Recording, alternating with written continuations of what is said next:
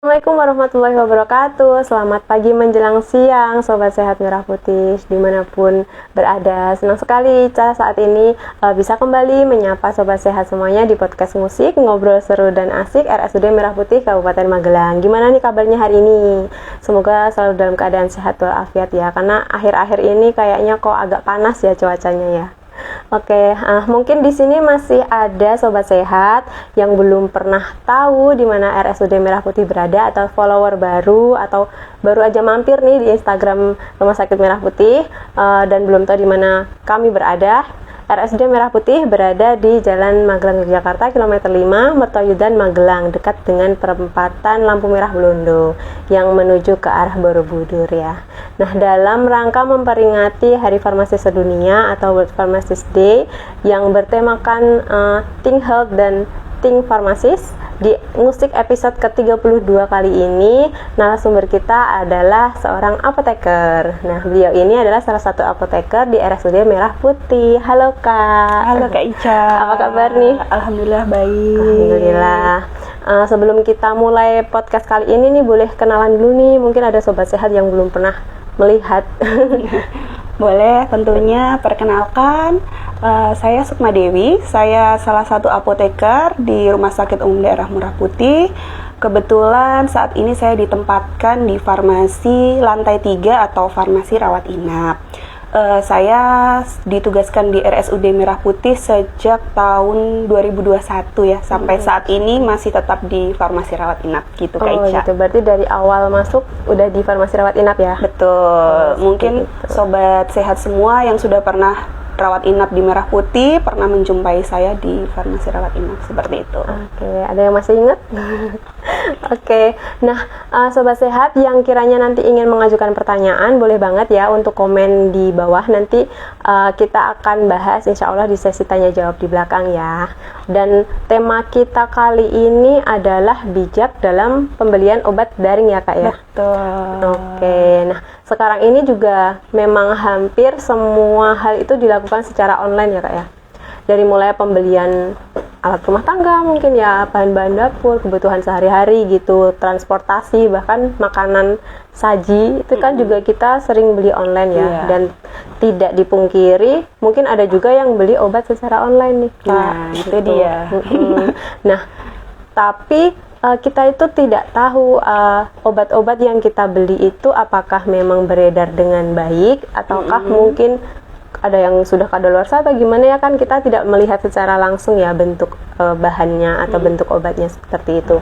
Nah, sebenarnya membeli obat itu juga tidak sama halnya dengan membeli barang-barang yang lain ya Kak ya? Betul sekali. Dan itu hal yang berbeda ya. Nah, kenapa sih kita itu harus jeli dalam membeli obat-obatan ya, apalagi di era sekarang kan era teknologi ya Kak ya. Kenapa kita harus berhati-hati dalam pembelian obat secara online Kak? Betul, tadi yang disampaikan Kak Ica ya, teman-teman Sobat MP ya, Sobat Sehat ya. Nah, kalau kita dalam era yang serba cepat, fast moving saat ini, semua orang pinginnya klik-klik lewat HP gitu ya, terus datang ke rumah. Nah, sebenarnya ada kelebihannya ya, kita bisa mendapatkan obat secara daring atau online ini. Yang pertama, pasti lebih mengakses banyak orang, dapat diakses oleh banyak orang pertama. Yang kedua, mungkin cepat, kita juga bisa memilih mana nih harga yang paling murah, kan kadang-kadang orang belanja online itu ya tujuannya ya.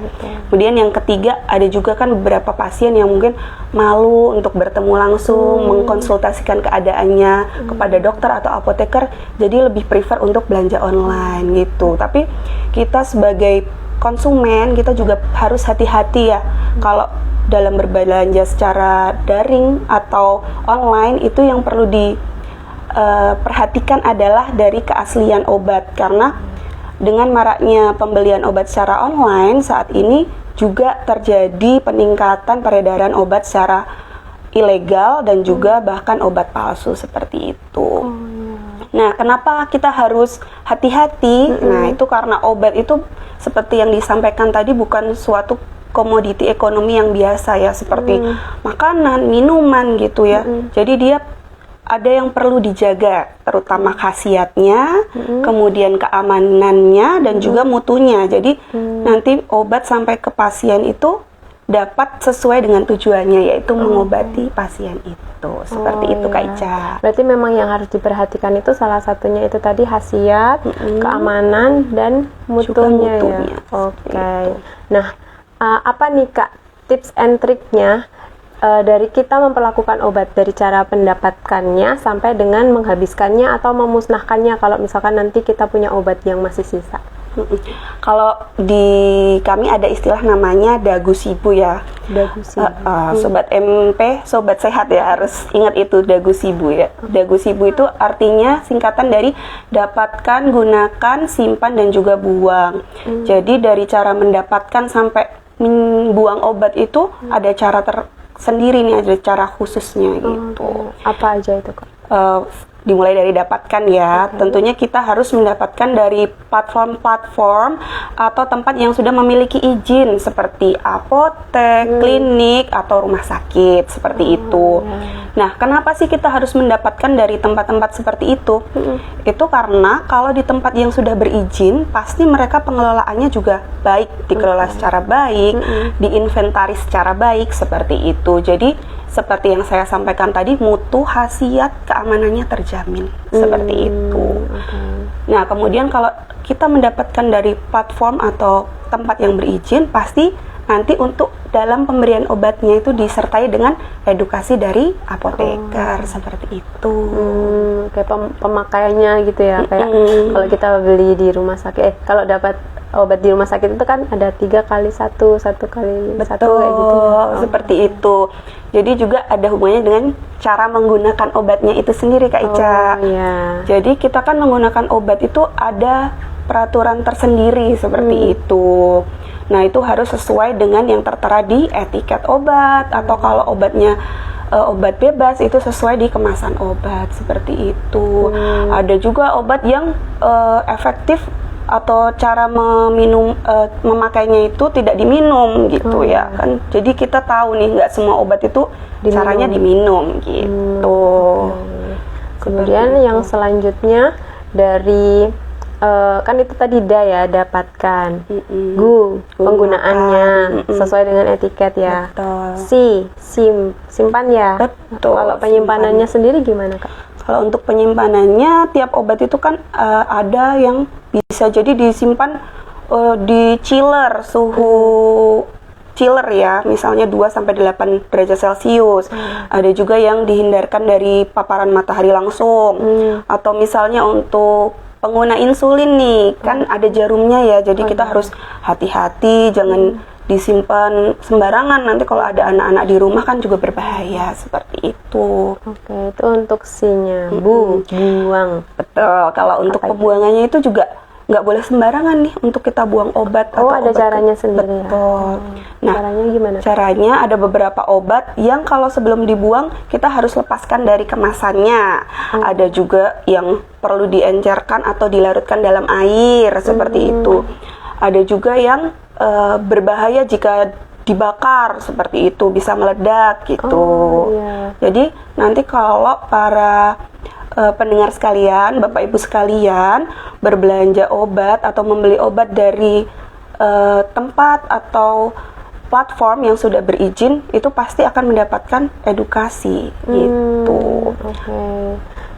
Kalau mungkin bisa Ica flashback lagi ke yang ya. Pertama itu kan kita bisa mendapatkannya itu dari tempat-tempat yang berizin nih Kak. Betul. Nah, tapi kan ada juga mungkin di sekitar kita yang mungkin, aduh aku pusing, aku mau beli obat tik warung, apa ke toko-toko yang bukan apotek kayak gitu, sebenarnya diperbolehkan atau tidak? Tentunya ya, sesuai dengan peraturan tidak diperbolehkan. Kalau dari definisinya, obat itu hanya boleh dijual di tempat-tempat berizin tadi yang seperti saya sebutkan, apotek. Termasuk kalau yang online juga harus ada izinnya. Betul. Jadi kalau untuk berbelanja obat secara online, yang perlu kita perhatikan adalah tempat kita mendapatkan itu, danya itu tadi yang penting ya. Nah itu ya Sobat Sehat, jangan lupa harus berizin ya tempat untuk pembelian kita mau beli obat itu. Nah selain itu konsumen itu harus memperhatikan apa aja sih Kak dalam pembelian obat online secara online tentunya? Kalau mau membeli obat secara online itu boleh dan sah-sah saja, tapi kan kita harus perhatikan ya tadi yang berizin itu seperti apa gitu ya. Nah, untuk sobat sehat supaya tahu tempat di mana aja yang bisa kita membeli obat yang sudah ada izinnya, bisa diakses di psef.kemkes.go.id gitu. Jadi kita harus memperhatikan penyelenggara sistem elektronik farmasi atau PSEF tadi gitu. Jadi itu di situ kita bisa tahu nih domain-domain mana yang bisa kita klik dan itu sudah pasti berizin gitu. Oke, di PSEF ya. Iya, psef.kemkes.go.id itu tadi. Sobat Sehat bisa cek ya nanti di Iya. situ. Kemudian ada lagi nggak Kak selain PSEF itu tadi? Kemudian kita harus perhatikan nih, yang penyelenggara perdagangan ini di sistem elektronik ini kita juga harus bisa mengakses ada nama atau alamat dari identitas pelaku usahanya tadi. Kemudian ada nama dan alamat lengkapnya, fasilitas pelayanan kesehatannya ini di mana nih, nggak cuma online tapi ada fisiknya gitu ya Kak. Oh ya, berarti ada mungkin toko offline-nya juga ya? Betul, ada toko offline-nya. Kemudian ada izinnya juga untuk fasilitas pelayanan ini. Kemudian di situ pasti harus dan wajib ada yang bertanggung jawab, baik itu dari apoteker atau tenaga kefarmasian. Dan tenaga kefarmasian atau apoteker ini harus juga memiliki izin praktek di fasilitas tersebut gitu. Oh iya, oke. Nah, selain dari izin, selain dari apotekernya ya, atau yang memiliki yang betul. memiliki toko tersebut, ada lagi nggak Kak yang harus kita perhatikan gitu ya dalam pembelian obat? Tentunya dari produknya itu ya Kak. Oh ya. Produk yang dijual itu harus juga ada izinnya gitu. Oh ya. Harus ada tertera tanggal kedaluarsanya seperti itu. Harus ada nomor izin edarnya seperti itu. Nah Kak, kan kita biasanya tuh kalau mau belanja ya, selain obat ya, biasanya itu kita belanjakan kayak di toko oranye gitu-gitu, toko biru, toko hijau, toko merah, berwarna-warni ya. Iya. Nah, di situ kan biasanya kita tuh melihat deskripsi tokonya ya, atau deskripsi barangnya. Nah, terkadang tuh juga kayaknya kalau Ica scroll itu juga ada tuh yang jual obatnya di toko-toko itu. Nah, biasanya itu apakah yang ada di platform itu tuh resmi atau tidak resmi atau ilegal atau gimana Kak? Nah, pertama seperti yang saya katakan tadi ya Kak Ica ya. Pertama, Sobat Sehat harus cek dulu nih, platformnya ini sudah punya izin belum untuk menjual obat-obat gitu di website tadi. Kalau sudah izin, kita pasti bisa jamin bahwa obat yang berada di platform tersebut asli atau bukan obat ilegal itu. Dari situ dulu Kak Ica. Tapi kalau kita berbelanja di platform-platform yang tidak ada di website itu, nah itu ada kemungkinan adanya obat palsu atau ilegal yang saya sebutkan tadi. Nah, kan banyak juga nih Sobat Sehat kalau misalnya belanja kayak tadi ya, misalnya baju lah gitu kan, kita lihat reviewnya lah gitu. Oh iya, biasanya kita lihat dulu karena kan nggak lihat bentuknya ya. Kalau di toko itu kan kelihatan tuh di etalase. Kalau online kan nggak kelihatan, cuman foto produknya aja. Jadi kita harus hati-hati juga Kak Ica, kan banyak yang review-review itu kan overclaim juga, tidak sesuai dengan aslinya gitu ya. Oh, berarti bukan hanya pembeli aja yang ngasih review? Betul. Jadi kadang-kadang mereka memberikan testimoni-testimoni palsu gitu. Kita harus aware nih kalau misalnya kok ini efeknya manjur untuk mengobati penyakit A sampai Z. Nah, kita harus perlu waspada gitu. Oh, oke. Ternyata testimoni-testimoni itu tuh belum tentu jujur ya. Maksudnya bukan dari pembeli seperti kita ya Sobat Sehat. Jadi mungkin Sobat Sehat di sini juga harus memperhatikan tidak hanya testimoni aja atau tergiur dari ucapan orang-orang beli ini aja di toko ini, aku bagus loh kayak gitu. Padahal ternyata mungkin dia dibayar atau gimana gitu ya Kak dari toko tersebut. Oke, harus hati-hati ya Sobat Sehat. Nah, oke. Kak, kalau untuk obat-obat ini, apakah semua obat itu bisa kita beli secara online, Kak? Nah, ini menarik Kak Ica ya. Obat itu kan banyak jenisnya ya. Kalau kita bagi itu ada 4 jenis gitu ya. Ada yang disebut dengan obat bebas, bebas terbatas, kemudian ada obat keras, kemudian ada psikotropika dan narkotika. Nah, kalau sobat sehat semua sudah pernah mengamati box obat nih ya. Kalau di box obat itu pasti ada lingkaran ya, dan itu ada warna-warninya ya Kak Ica ya. Iya, betul-betul ada warna kayak merah, hijau, biru gitu ya. Betul. Itu bedanya apa, Kak? Nah, itu masing warna ada berbeda makna ya. Kalau untuk obat bebas itu biasanya ditandai dengan lingkaran hijau, kemudian ada garis tebal berwarna hitamnya seperti itu. Nah, itu artinya obat ini tuh bisa dibeli tanpa resep dokter seperti itu. Tapi kembali lagi nih, belinya di tempat yang berizin seperti itu. Kemudian kalau yang biru nih, biru itu artinya obat bebas terbatas. Itu dia tuh bisa dibeli secara bebas tanpa menggunakan resep dokter, tapi di boxnya itu pasti disertai dengan peringatan khusus gitu. Oh, biasanya apa peringatannya? Mungkin ada yang tidak boleh hanya untuk dikumur, tidak boleh ditelan seperti itu. Penggunaannya mungkin ya. Yang perlu kita perhatikan box hitamnya itu kalau lingkar biru ya. Oh ya. Kemudian kalau yang merah ini artinya obat keras. Nah, untuk obat keras ini punya perlakuan khusus. Jadi obat ini cuma bisa dibeli dengan ada resep dokter, disertai dengan resep dokter gitu. Berarti nggak bisa beli tanpa resep. Betul, betul sekali. Kemudian kalau untuk yang keempat ada psikotropika dan narkotika ini. Nah, ini cuma boleh dibeli dengan resep dokter dan juga dia punya efek menyebabkan ketergantungan gitu, seperti itu. Ya, berarti beda-beda ya. Betul. Setiap obat penggunaannya dan simbolnya alasannya tadi. Kenapa diwarnain itu ya. Iya, jadi kalau untuk pembelian secara online atau daring itu yang bisa kita beli hanya 3 tadi. Oh, apa itu? Obat bebas, obat bebas terbatas, dan juga obat keras. Kemudian obat keras yang perlu kita perhatikan harus ada resep dokter.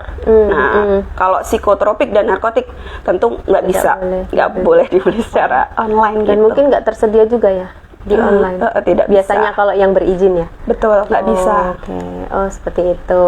Nah, tadi kan disebutkan ada obat-obatan yang dibatasi ya, Kak. Kenapa apa saja sih obat-obat yang dibatasi di masyarakat itu yang tidak bisa dibeli secara daring atau mungkin bisa dibeli secara daring tapi harus dibatasi?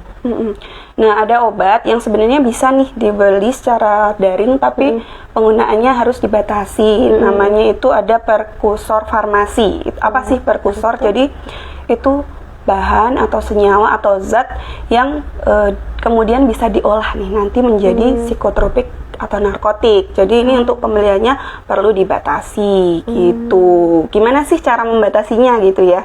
Nah, itu caranya nanti hanya boleh diberikan sesuai dengan yang tercantum dalam resep. Kemudian paling banyak itu hanya untuk 3 hari dalam rangka pengobatan sendiri gitu, atau swamedikasi. Seperti Berarti nggak bisa beli kiloan ya?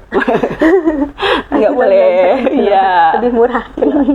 Oke, selain obat prekursor itu atau zat-zat yang bisa dibuat obat lagi, apa lagi, Kak?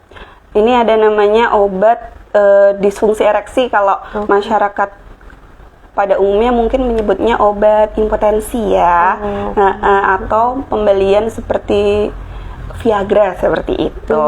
Nah, itu tidak bisa diberikan, hanya bisa diberikan dengan peresepan tertutup gitu. Oh, berarti pasien sendiri nggak tahu apa gimana kalau kalau mendapatkan obat tersebut gitu. Seperti berarti itu. dari dokter yang memberikan resepnya langsung ke penjual gitu. Jadi ada namanya sistem peresepan elektronik internal. Jadi misalnya pasien di RSUD Merah Putih mendapatkan obat tersebut, resep obat tersebut langsung dikirim ke sistemnya farmasi seperti itu. Berarti nggak dapat kertas. Kalau zaman dulu kan biasanya kita kasih orek-orekan gitu ya. Enggak, ya. Ini nanti beli obatnya ini ya, kayak gitu. Berarti itu tidak diberikan. seperti itu. Ada lagi nggak Kak selain itu Kak? Ada juga obat keras yang termasuk dalam kategori obat-obat tertentu ya. Ini obat-obat tertentu ini kenapa sih disebut obat-obat tertentu? Biasanya karena mereka sering disalahgunakan ya. Banyak Disalahgunakannya yang seperti apa Kak contohnya? Disalahgunakan sifatnya mendekati seperti psikotropik atau narkotik, punya efek kecanduan seperti itu. Nah, itu ini yang juga tidak perlu bisa dibeli. harus dengan sistem tertutup tadi, sama seperti yang obat impotensi tadi. Gitu. Berarti itu kenapa sih alasannya tidak semua obat itu bisa dibeli secara online atau daring ya? Iya. Oke, nah kemudian untuk obat keras yang tidak bisa didapatkan kenapa tidak bisa didapatkan dengan mudah Kak? Nah, yang obat keras, yang obat keras ya? psikotropik tadi ya? Dia obat keras dinamai keras dengan alasan tertentu ya Kak Ica ya. Bukan yang dipukul pakai tang keras, pakai palu, tong enggak ya? Bukan. Ya, itu kenapa Kak? Nah, obat keras itu kenapa disebut keras? Karena dia memiliki efek pengobatan yang lebih kuat. Kemudian kalau diberikan ini dalam jumlah sedikit punya efek yang kuat seperti itu. Jadi untuk pembelian obat keras ini nanti meskipun bisa dibeli secara daring, nanti akan diberikan edukasi oleh apotekernya. Nah, edukasinya ini meliputi ada informasi tentang penyakit dan penanganannya oleh dokter, kemudian ada informasi tentang obatnya ini sendiri, gitu. Oke, berarti memang hanya dokter dan apoteker dan pasien itu yang tahu ya? Iya, info-infonya. gitu. Harus ada namanya di personalize atau di custom sesuai dengan kebutuhan si pasien ini. Keadaannya berbeda-beda setiap orang ya. Iya, betul. Jadi itu. Jangan mudah tergiur ya dengan omongan orang. Aku pakai ini cepat sembuh loh. Kamu pakai itu aja. Betul, karena satu orang dan lainnya pasti beda ya. Oh ya, mungkin yang satunya dia udah punya sakit agak lama, yang satunya baru aja sakit, kayak gitu juga beda-beda ya. Berpengaruh gitu. Nah, kemudian apa bahayanya Kak kalau kita itu membeli obat obat keras ya tanpa resep dokter? Dan mungkin ternyata ada juga loh toko-toko yang bisa kita beli tanpa resep gitu. Iya, kalau dari pembelian obat keras tanpa resep dokter itu memiliki banyak potensi ya. Jadi pengobatan yang tidak rasional gitu. Nanti contohnya misalnya indikasinya nggak sesuai nih dengan sakit yang diderita si pasien gitu. Kemudian pemilihannya obat itu tidak tepat seperti itu ya Kak ya. Kemudian kalau untuk pasien ini mungkin si X butuh obat yang lebih aman untuk si X ini karena dia disertai dengan ada penyakit penyerta gitu, atau dia sedang hamil gitu kan. Efektivitasnya atau keamanannya untuk masing-masing pasien itu berbeda seperti itu.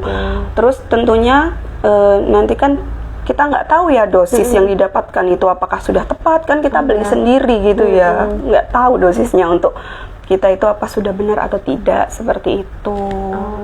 Kemudian ada kondisi-kondisi atau riwayatnya dari pasien ini kan ada yang mungkin tidak disampaikan, padahal kalau untuk minum obat ini nggak boleh nih dengan yang riwayat seperti ini gitu kan. Gitu. Berarti memperhatikan keadaan masing-masing pasien. Iya. Itu sebabnya kenapa harus beli dengan resep. Iya. Nah, kalau dari sisi pemberi obat ya, atau dari sisi apotekernya atau dari sisi dokter, apa saja sih hal yang harus diperhatikan agar tepat dalam pemberian obat? Kalau dari segi apoteker ya Kak Ica, ada yang namanya 5 tepat ya. Apa aja itu? Tepat obat diberikan tepat kepada pasien. Pemilihan obat juga harus tepat obat. Kemudian dosis tadi tepat dosis. Kemudian ada tepat rute pemberian dan juga waktu pemberian. Gitu. Kalau untuk rute pemberian tadi ada yang efektif diberikan misalnya di bawah lidah atau mohon maaf, melalui dubur, melalui vagina gitu ya. Kemudian kalau untuk tepat waktu pemberian, ada obat-obat yang efektif kalau diminum malam hari, pagi hari gitu. Oke, berarti itu memang harus diedukasikan kepada pasien atau penerima obat ya. Betul. Oke, nah kalau untuk dari segi kita sebagai pembeli atau penerima obat nih, apa yang harus diperhatikan saat kita sudah menerima obat yang kita beli, baik secara online maupun offline ya? Iya. Pertama pastinya kalau dari daring ya, pasti si pengirim ini mungkin bisa jadi pihak ketiga ya. Nggak dari penyedia platform online ini. Mungkin bisa jadi seperti itu. Nah, kita harus cek nih kemasannya utuh atau enggak, atau rusak atau tidak. Kemudian pasti di situ ada pelabelan juga. Emang ditujukan untuk kita atau bukan, kita harus pastikan itu. Sama seperti kita nerima paket itulah Kak Ica, kurang lebih seperti itu. Kemudian kalau untuk obat itu harus kemasannya atau produknya dikemas dalam wadahnya yang wajib tertutup seperti itu. Kemudian diantar sesuai dengan karakteristik obat gitu. Tadi yang saya sebutkan tadi, ada yang harus di dalam pendingin gitu ya. Dalam pengiriman pun kita harus pakai pendingin gitu kalau memang disimpannya dalam keadaan tersebut seperti itu. Kemudian ada juga kita harus ingat kalau kita nerima paket kan itu pasti harus kita video, dokumentasi seperti unboxing itu. Ya? Iya, unboxing. Jangan lupa di unboxing. Oke, berarti itu ya Sobat Sehat. Mungkin untuk yang pernah beli atau belanja online juga harus memperhatikan apa saja yang diperhatikan saat kita sudah menerima obat ya. Betul. Oke. Nah, ini ada pertanyaan nih Kak dari media sosialnya RSUD Merah Putih dari @amberow. Untuk vitamin, suplemen makanan, obat herbal atau jamu, apakah itu termasuk obat? Kemudian apakah aman jika dibeli dan dikonsumsi secara bebas tanpa resep dokter? Aduh, menarik sekali ya ini pertanyaannya ya, komplit dari vitamin sampai jamu ya Kak Ica ya. Saya coba bahas satu persatu ya. Jadi kalau vitamin ini memang senyawa yang dibutuhkan oleh tubuh kita dalam jumlah yang tidak begitu banyak atau sedikit, makanya sering disebut sebagai mikronutrien gitu. Ini bisa didapat dari makanan gitu. Makanan yang kita konsumsi sehari-hari tentunya. Kemudian kalau suplemen ini, suplemen makanan ya yang ditanyakan ya, ini melengkapi kebutuhan gizi makanan kita. Nah, tapi dia nggak mengandung hanya satu senyawa ya. Jadi ada vitamin, mineral, kemudian asam amino di dalamnya gitu. Ada campuran berbagai senyawa seperti itu. Nah, kalau untuk obat herbal jamu itu ya, kalau di dunia farmasi ini obat herbal atau jamu itu termasuk obat tradisional Indonesia, dan ini dibagi menjadi 3 kategori. Ada jamu, obat herbal terstandar, kemudian ada fitofarmaka. Gitu. Berarti beda ya? Beda. Ini dibagi berdasarkan ujinya.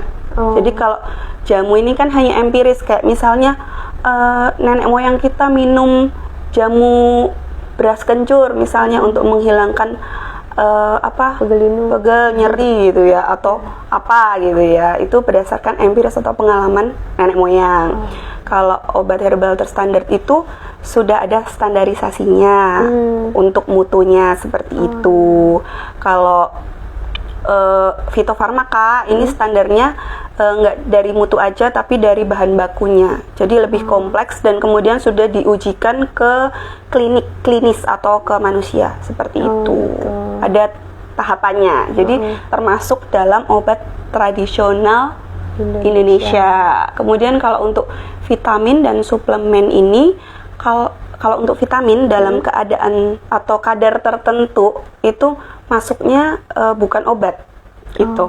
Tapi kalau sudah melebihi kadar yang dibutuhkan tubuh atau angka kecukupan gizi gitu ya, itu bisa jatuhnya kategorinya sebagai obat seperti itu. Gitu.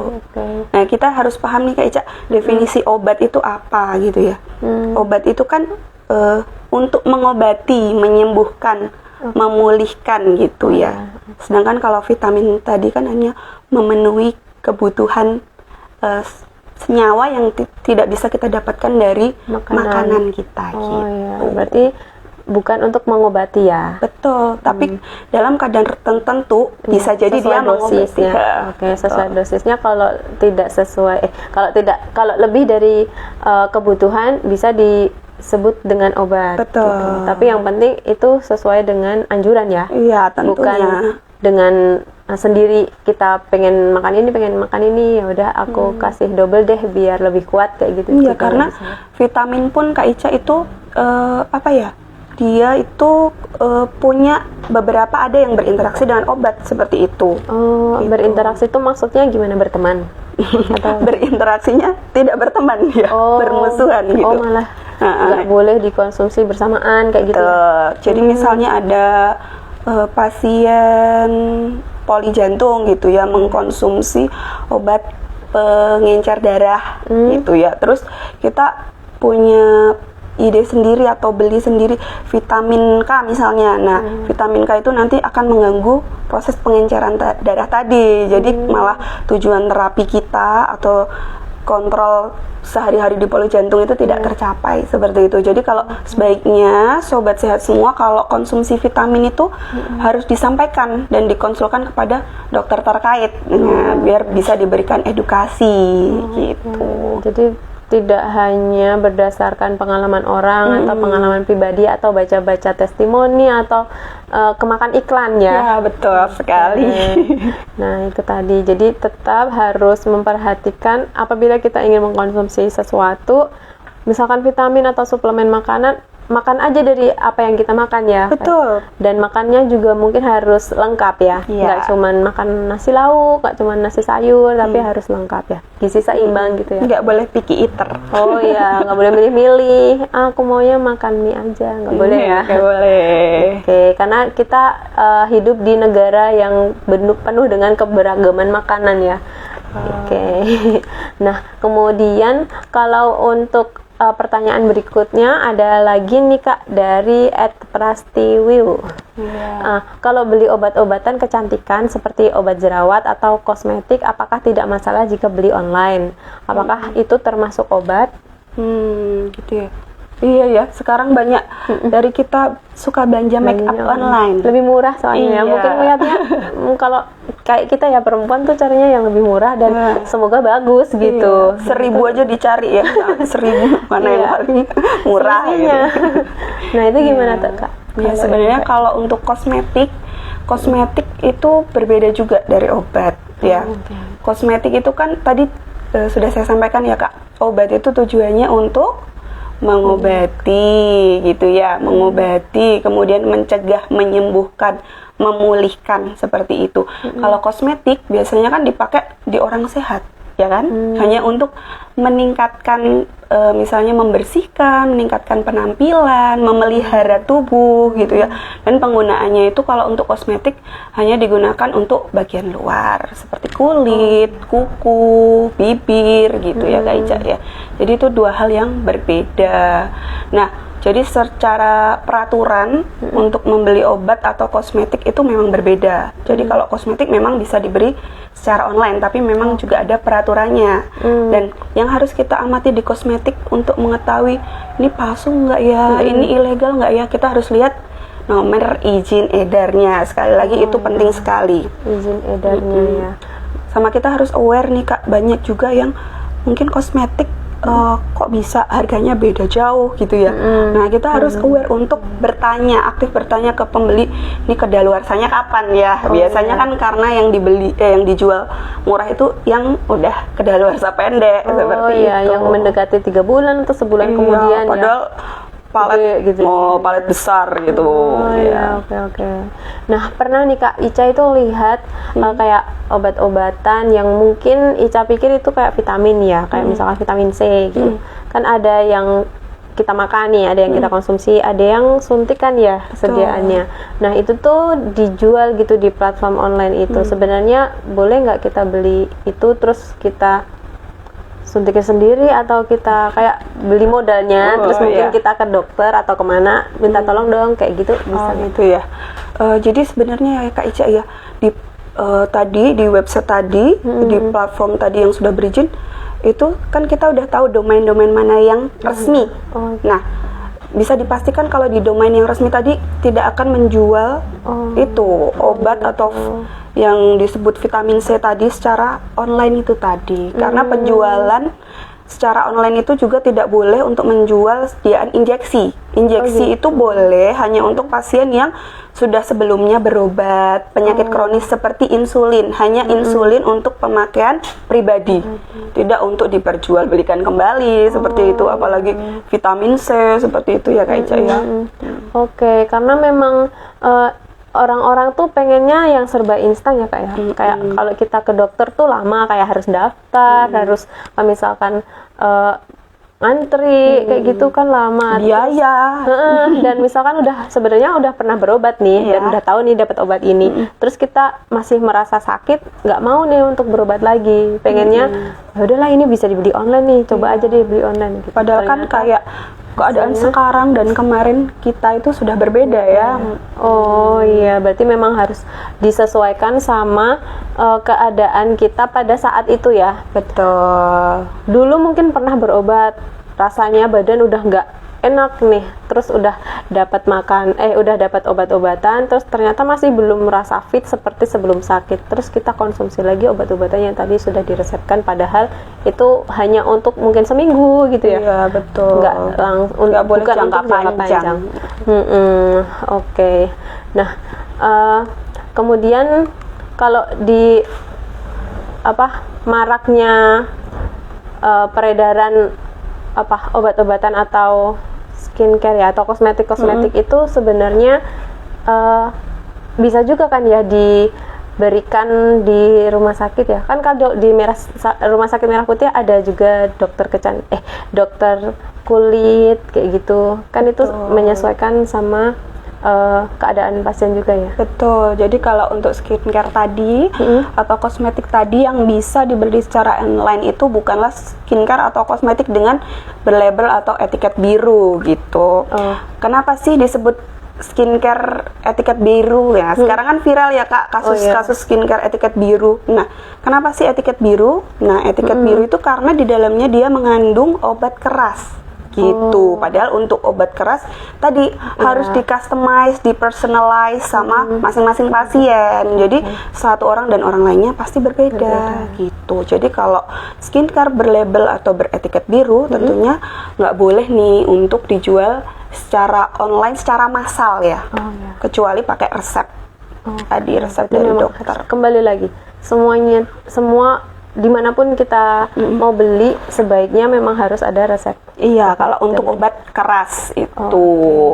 Oke, seperti itu. Nah, memang harus kita mempelajari ya barang-barangnya itu seperti apa, terus keadaannya juga seperti apa, apalagi kalau kita beli secara daring karena tidak bisa melihat langsung dan mungkin kalau di situ tuh tidak tercantumkan keterangan-keterangan suatu obat, kita bisa tanyakan langsung ke penjualnya ya. Mungkin bisa chat gitu ya. Kan biasanya kalau ada platform-platform itu bisa buat chat dan konsultasi ya. Kalau untuk di platform tadi itu untuk obat keras, apoteker punya kewajiban untuk memberikan edukasi secara langsung ya. Tidak boleh didelegasikan ke misalnya orang yang delivery gitu. Gitu. Berarti memang dari pembeli dan penjual itu bisa komunikasi dua arah gitu ya. Betul sekali. Bukan hanya di catatan paketnya kayak gitu-gitu ya. Jadi kalau membeli di platform yang resmi, kita sebagai customer dan konsumen itu haknya terlindungi juga gitu loh. Kita melindungi diri sendiri juga ya. Tidak melulu tentang paling murah seperti itu. Iya, itu yang harus diperhatikan. Iya. Yang pertama, jangan cari yang paling murah.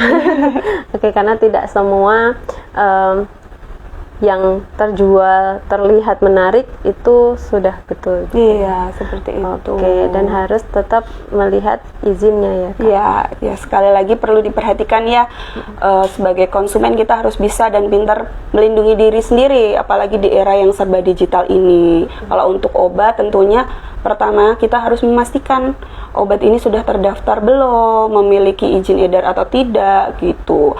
Apalagi di pembelian skincare dan kosmetik tadi seperti itu. Karena itu kalau untuk perempuan biasanya memang butuh ya. Iya, kebutuhan primer ya, bukan tersier. Sekarang udah kayak makanan gitu. Iya. Kayak bedak aja, aduh bedakku habis nih, aku nggak bisa kemana-mana. Iya, Gitu, kayak itu harus penting. Oke, nah mungkin ada pertanyaan lagi nih dari Utamimi. Jika kita konsultasi dokter secara online, lalu diberikan resep secara online. Nah, biasanya obat itu kan kita beli sendiri di apotek. Apakah boleh jika tidak membeli semua obat yang diresepkan tadi itu? Karena terkadang tidak di semua apotek itu ada obatnya. Obatnya mungkin langka gitu ya. Itu Tapi gimana, Pak? kalau misalnya ya prinsip pembelian obat secara swamedikasi atau online itu hanya untuk penyakit-penyakit yang tidak berat gitu. Pasti dokter yang dikonsuli secara online juga mempertimbangkan ya, ini bisa dilakukan swamedikasi di rumah, tidak dengan pemberian obat secara online. Kalau sudah kritis parah, pasti kan dokter juga memberikan rujukan harus segera periksa ke poli atau periksa ke IGD seperti itu.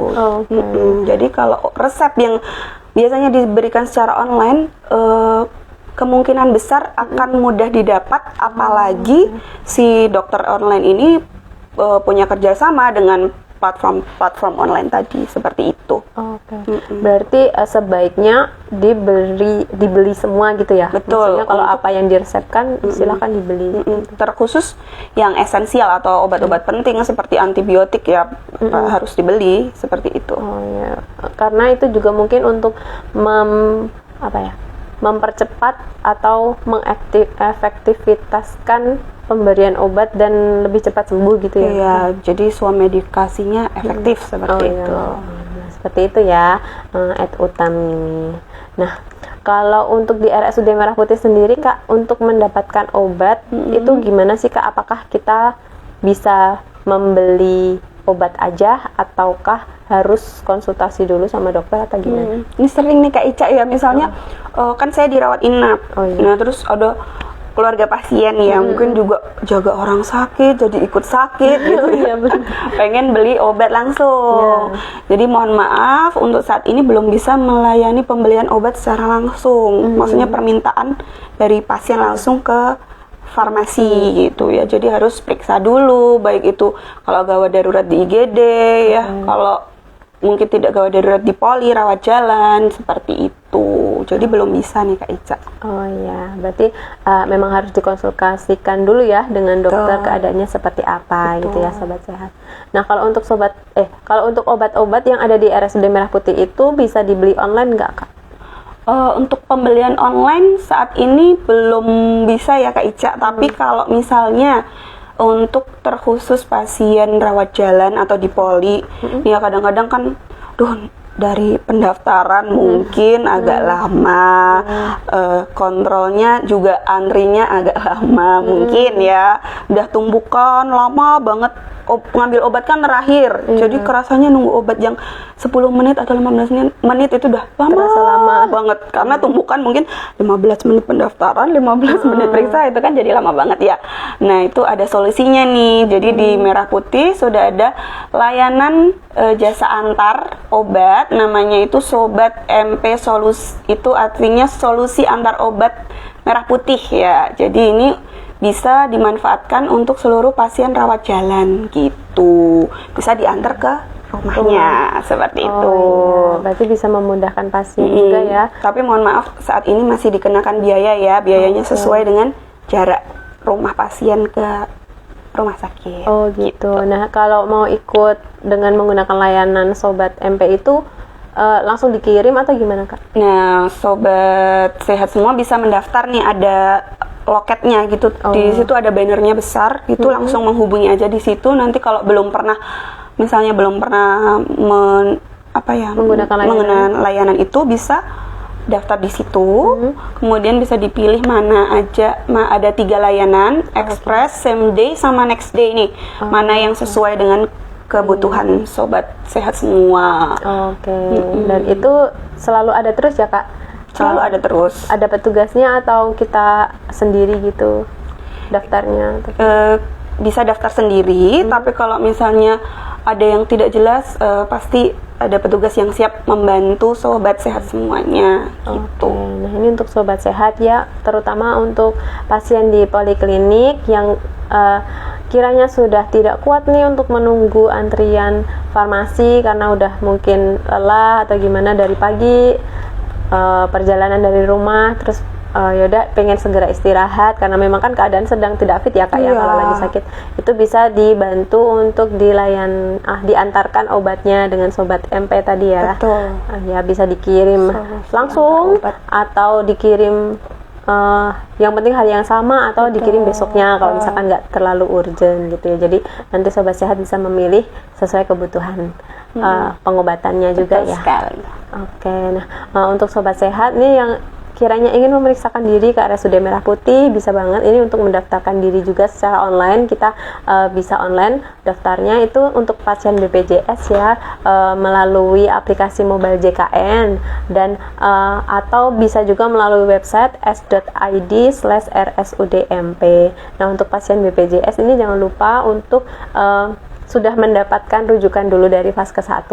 Nah, kalau untuk pasien umum bisa juga menggunakan aplikasi MP Online ya, bisa di-download di Play Store atau App Store. Nah, kemudian jika sudah mendaftarkan secara online, pasien datang di hari pengobatan, di hari pemeriksaan dan check-in dulu 1 jam sebelumnya di lobi lantai bawah. Kemudian untuk informasi lebih lanjut juga Sobat Sehat bisa mendapatkan informasi dan dengan menghubungi layanan informasi RSUD Merah Putih di WhatsApp dengan nomor 0811 2586 000. Sekali lagi 0811 2586 000. Jangan lupa juga untuk follow Instagram RSUD Merah Putih untuk mendapatkan informasi terbaru tentang layanan kesehatan ataupun tentang jika ingin tanya-tanya juga bisa DM di Instagram kita ya. Oke, nah sebelum kita tutup podcast kali ini nih Kak, apakah ada yang ingin disampaikan kepada Sobat Sehat semuanya, terutama sesuai topik kita ya, belanja obat secara daring? Oh iya, pada kesempatan kali ini saya juga ingin mengucapkan ya, karena ini podcastnya memperingati Hari Apoteker Sedunia atau disebut sebagai World Pharmacist Day dengan tema Think Health, Think Pharmacist ya. Saat ini saya ingin mengucapkan selamat Hari Apoteker Sedunia kepada seluruh sejawat apoteker, khususnya sejawat saya yang bertugas di Rumah Sakit Umum Daerah Merah Putih Kabupaten Magelang. Nah, karena sejatinya ketidakhadiran apoteker pada fasilitas kesehatan, apalagi di era yang dari ini ya Kak ya, dapat menurunkan kualitas pelayanan. Sehingga di era yang semakin apa-apa teknologi serba digital ini, termasuk pembelian obat online, semoga sejawat sekalian dapat terus beradaptasi dengan tujuan supaya pelayanan kesehatan lebih baik dan juga melindungi pasien. Begitu. Mantap sekali, tentu dengan melayani dengan cinta ya Kak ya. Betul, seperti Merah Putih untuk Sobat Sehat semuanya dan warga masyarakat di Kabupaten Magelang dan sekitarnya. Oke, terima kasih sekali ya Kak Sukma sudah membersamai Sobat Sehat dan Ica di 1 jam kebelakang ini dengan memberikan edukasi dan informasi yang kiranya mungkin sangat bermanfaat ya untuk Sobat Sehat dan kita semuanya, terutama dalam pembelian obat secara online ya. Dan terima kasih juga untuk Sobat Sehat sudah menyimak podcast Ngutsik di episode ke-32 kali ini. Semoga apa yang disampaikan tadi bisa bermanfaat untuk Sobat Sehat semuanya. Amin. Dan bisa disebarluaskan ya. Nah, jangan lupa juga untuk mengikuti podcast Ngutsik di episode berikutnya karena tentu saja topik-topik kita akan lebih menarik lagi.